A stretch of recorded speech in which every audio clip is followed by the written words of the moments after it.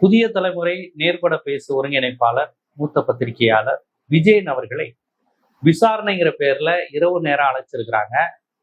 இரவு நேரம் அழைத்ததோடு மட்டுமல்லாமல் வீட்டுக்கு போனவரை இரவு 2 மணிக்கு திருப்பி ஸ்டேஷனுக்கு வர வச்சிருக்கிறாங்க. ரொம்ப நேரம் அவரை தொடர்ச்சியா விசாரணைக்கு உட்படுத்தி இருக்கிறாங்க. அதுக்கப்புறம் அவரை போலீஸ் ஸ்டேஷன்லயே இருக்க வச்சிருக்கிறாங்க.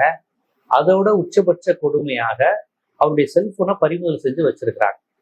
இது 3மே ஹியூமன் ரைட்ஸ் வயலேஷன் தான் நான் பாக்குறேன். ஏன்னு கேட்டீங்கன்னா, விஜயன் என்பவர் யார்? என்ன எதுவும் காட்டுக்குள்ள ஒளிஞ்சிருக்காரு அவரு? இல்ல வேற நாடுகளுக்கு தப்பித்து போகக்கூடியவர் அவரு? அவர் யாரு? நாடறிந்த ஒரு முகமாக இருக்கக்கூடியவர். அவர் என்ன பண்றாரு, அவர் எங்க இருக்காருங்கிறது புதிய தலைமுறையை பார்த்தாலே நீ கண்டுபிடிச்சிடலாம். ஓ, ஷோல இருக்காரா? ஓ, இன்னைக்கு கார்த்திகேயன் பண்றாரு, இன்னைக்கு அவர் பண்றாரான்னு எல்லாருக்கும் தெரியும். இது ஒன்றும் பெரிய விஷயம் கிடையாது. அவரை உடனே நைட்டே வாங்கன்னு சொல்லி, ஏதோ நைட்டோட நைட்டோ அவர் ஃபாரின் போறதுக்கு பிளான் பண்ணியிருக்கிற மாதிரி, உடனே இங்க வாங்க, அவர் வீடு இல்லாட்டி காலையில ஆபீஸ் வர போறாரு, அவருக்கு சம்மன் அனுப்புறீங்க.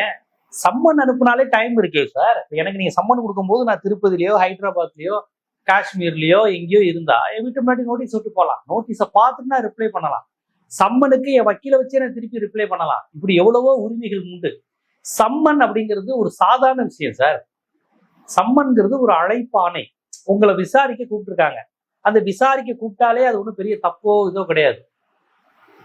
இவரு புதிய தலைமுறையில் இருந்தபோது கார்த்திகை செல்வன் அவர்கள் அந்த உடுமலை சங்கர், அந்த கௌசல்யா நடுரோட்ல வச்சு வெட்டிய கொன்னாங்கல்ல சங்கரை, அது தொடர்பாக அவர் நடத்திய விவாதத்தில், அந்த நேர்காணலில், அந்த 4 பேர் பேனல்ல அப்போ வாய் தவறி விட்டுட்டாங்க வார்த்தையை என்ன பண்ணோங்கிறத. அதை ரொம்ப கூர்மையா அவர் கேள்வி போட்டு வாங்கி கொக்கி போட்டு இழுத்துட்டார்.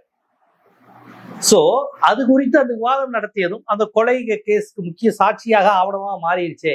அப்ப அந்த ஊடகவியலாளர் நெறியாளரை கூப்பிடுங்கிறப்ப அவர் போனாரு, உடுமலை கோர்ட்டுக்கு போனாரு. கோர்ட்டுக்கு போய் அவர் சாட்சி சொன்னாரு.